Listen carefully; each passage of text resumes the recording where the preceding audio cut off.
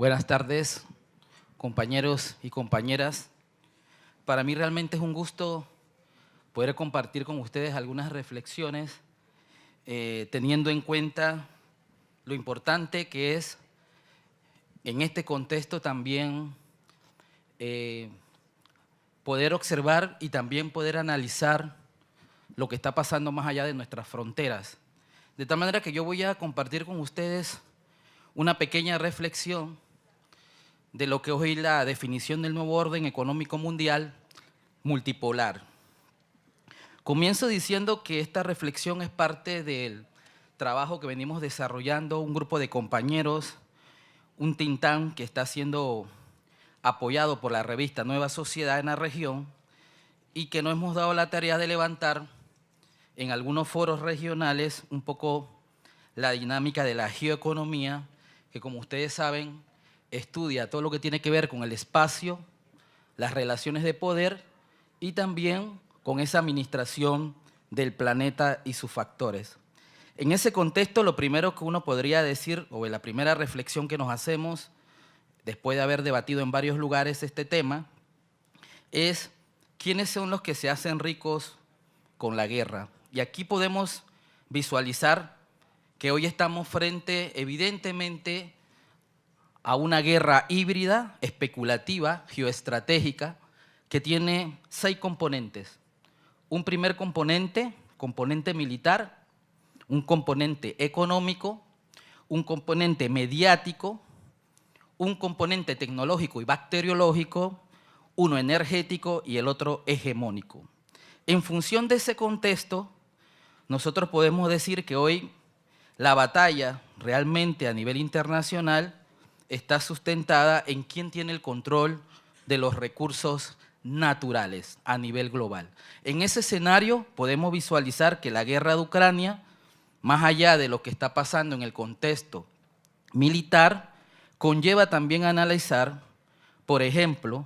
los factores que hay detrás del punto de vista energético que están afectando a gran parte del planeta, principalmente en este momento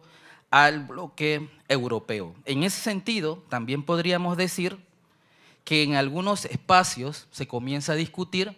que los grandes ganadores de la guerra de Ucrania y Rusia son Estados Unidos, porque ahora tiene la posibilidad de vender su gas líquido, y adicionalmente a Rusia y a algunos de los actores geopolíticos como China y India, que ahora forman parte de lo que nosotros conocemos como el grupo de Shanghái, que recientemente en una reunión que se desarrolló precisamente en el área que está vinculado con un escenario de desarrollo de lo que es la ruta de la seda, pudiéramos plantearnos que hay un debate precisamente sobre cuáles son los recursos naturales que estarían en juego en los próximos 50 años. Esa reunión se llama la Cumbre de Samarcanda, que precisamente está ubicado en un país que se llama Uzbekistán, donde efectivamente ahí acudieron recientemente los grandes potencias que tienen con el control específicamente energético, pero también nuclear. Estamos hablando de, en el caso de China, India, estamos hablando de Pakistán, estamos hablando también del caso ruso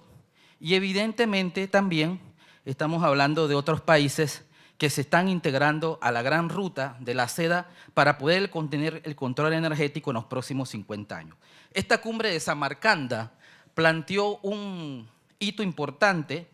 que le permite efectivamente en este momento al bloque del grupo de Shanghái tener la correlación de fuerza, mientras los que algunos hablan el bloque de la OTAN, que también tiene su grupo de países que tienen el control nuclear y energético, como es el caso de Estados Unidos, Israel, Francia y Inglaterra. En ese sentido, hoy estamos entonces frente a un escenario que se considera frente a una amenaza biológica, a una guerra que está vinculada precisamente a quién tiene el control de las rutas marítimas, terrestres y aéreas. En ese escenario también juega un papel importante lo que hemos discutido en el movimiento sindical, que tiene que ver con las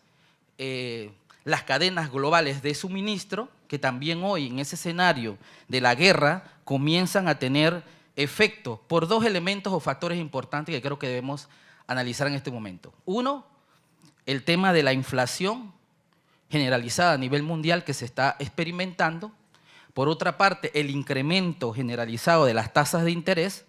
que también en el último informe que genera el Banco Mundial nos plantea cómo esto va a influir efectivamente y va a impactar a los países de la región.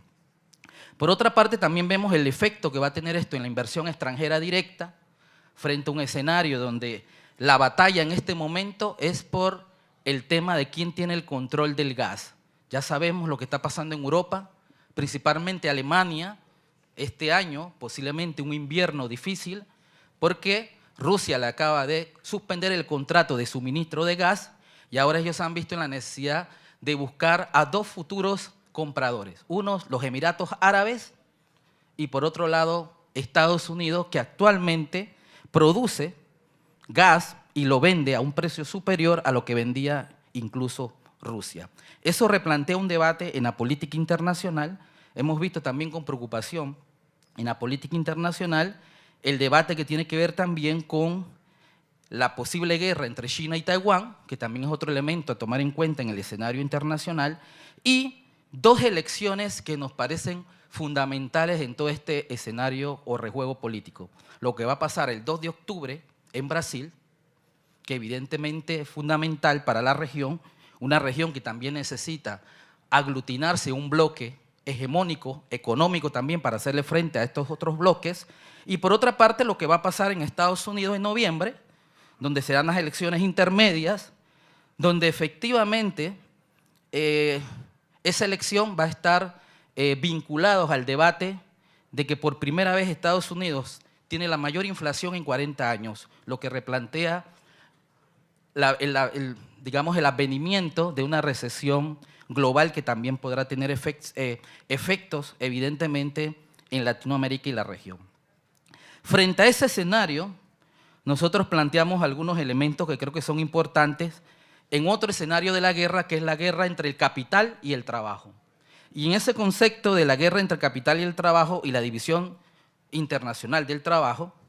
nos encontramos con varios elementos que también son efecto de este escenario geopolítico. Uno es la erosión democrática. Tenemos una cantidad de democracias debilitadas, desfragmentadas, en cuidados intensivos, una gran concentración de poder de presidentes populistas y autoritarios. El último informe del Latinobarómetro en el 2021 hacía la pregunta a una cantidad de ciudadanos entre el 2002 y el 2020,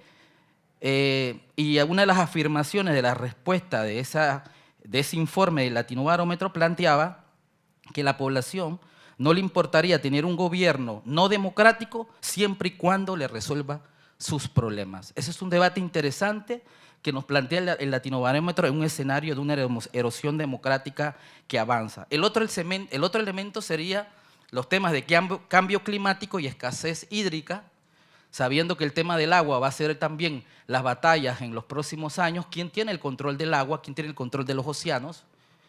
Ya nosotros de alguna manera vemos con mucha preocupación cómo se ha privatizado el agua en nuestros países. En el caso panameño, el agua ya se cotiza en la bolsa de valores y nos replantea que estamos prácticamente a una privatización total del sistema de agua y sistemas hídricos. Eso replantea también un debate, el incremento y la inconformidad social, la protesta y la violencia. En el caso del CIAN, que nos reporta, en el caso panameño, una cantidad de huelgas, manifestaciones, más de 1.250 protestas según el CIAN, en el caso panameño, lo que replantea que efectivamente tenemos un malestar en la democracia fatigada en la región y Panamá no escapa a ese escenario internacional. Los temas migratorios también serán parte de la agenda y fueron parte de la agenda en la cumbre de Samarcanda, que no solamente se habló de guerra, sino también se habló de otros temas, y cómo hacerle frente a ese tema migratorio tanto en Europa como en América Latina, y en el caso panameño, evidentemente, sabemos lo que está pasando en la frontera de Darién. El costo que va a conllevar para el Estado, desde el punto de vista presupuesto, poder apoyar a los compañeros que están pasando por las fronteras en busca del famoso sueño americano. Ese escenario también nos replantea un debate sobre el tema de las economías ilícitas. Aquí entramos el tema de la narcopolítica, que es otro elemento también importante a tomarlo en cuenta en esta región, el debate que debemos hacer frente a esa debilidad de una corrupción sistémica, el aumento de la informalidad, como bien lo planteaban los compañeros que me antecedieron, y también el tema de la polarización política en la región, que nos replantea el debate de cómo van a poder los gobiernos, tanto progresistas que hay actualmente, de poder manejar el tema económico,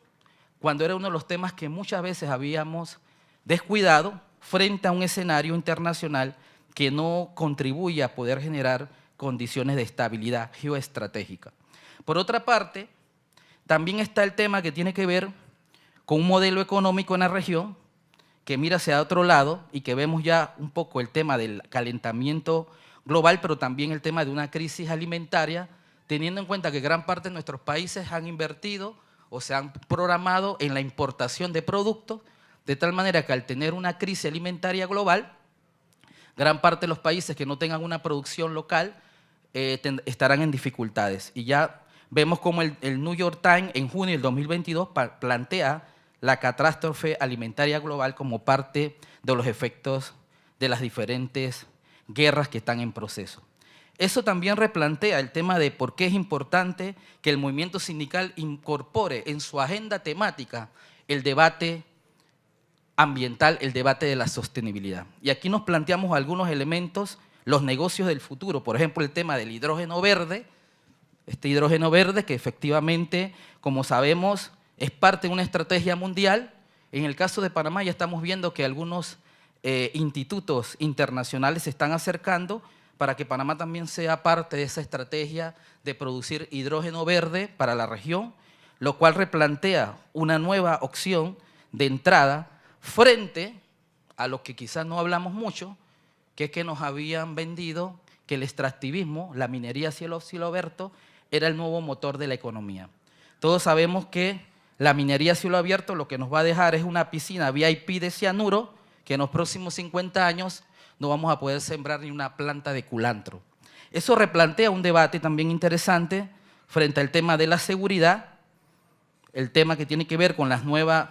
plataformas digitales, lo que algunos llaman la uberización de la economía, que replantea también la necesidad del fortalecimiento de nuestras estructuras productivas, de nuestra formación de los trabajadores. Siempre hemos dicho que el tema de la formación profesional va a ser estratégico en los próximos 10, 15 años. De tal manera que la formación profesional debe ser nuestra nueva punta de lanza para mejorar las capacidades de nuestros trabajadores. Las plataformas digitales no llegaron para facilitarnos el trabajo, llegaron para quitarnos derechos. Las plataformas digitales o la tecnología es muy rentable para las empresas porque una herramienta tecnológica no pide aumento de salario, no se embaraza, no crea sindicatos y no llega tarde.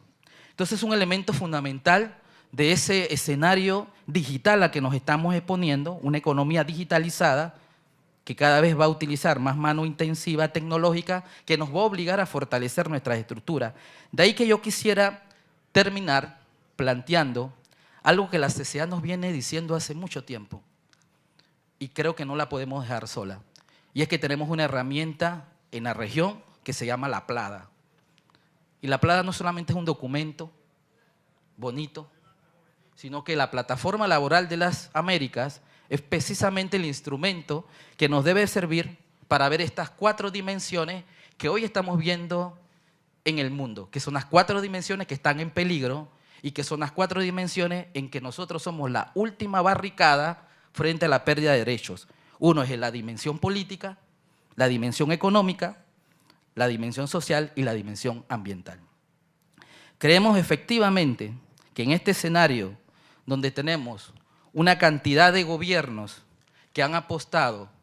a la privatización de servicios públicos,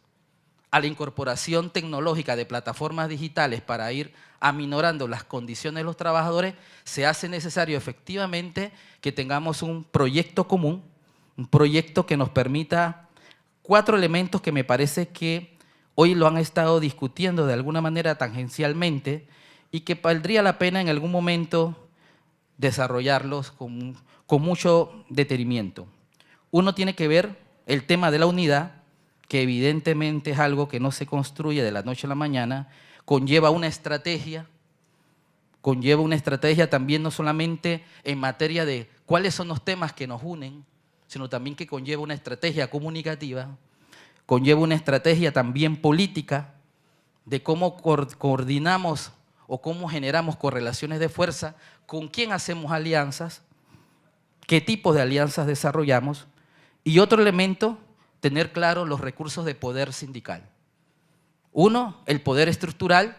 que son necesarios para poder hacer frente al escenario, el poder asociativo, que nos permite de alguna manera tener capacidades de maniobra, el poder institucional, cómo manejamos la institucionalidad, cuál es el rol que tenemos, cuál es el manejo con la institucionalidad, en este caso los ministerios de trabajo, que sabemos que tienen una lógica que está más vinculada una vez en gran parte de los países al modelo económico de la región, y también un elemento fundamental es el poder popular. ¿Cuál es el vínculo que tenemos con la ciudadanía para que no nos vean como dirigentes que no tenemos una conexión con el territorio? Creo que estos son elementos que nos plantea muy bien la plataforma y que se desarrollan a lo largo de la región y que nos pueden permitir en este contexto tener un escenario distinto para hacerle frente a lo que estamos viviendo. Creo que el tema del intercambio intergeneracional también es otro elemento fundamental en la batalla frente al capital. Aquí, tanto jóvenes como adultos con juventud acumulada, somos importantes y somos necesarios para la batalla que se viene. Aquí nadie sobra, creo que es un elemento fundamental. Y también el elemento de construir el proyecto político. Si no hay un proyecto político, quedamos entonces amarrados también a los vaivenes de este escenario neoliberal que efectivamente nos quitará derechos, que no nos permitirá tener un ambiente de colectividad y que efectivamente no apuesta tampoco a la unidad. Así que quería compartir con ustedes estas reflexiones, así que muchas gracias a ustedes por invitarme. Muchas gracias, Anastasio.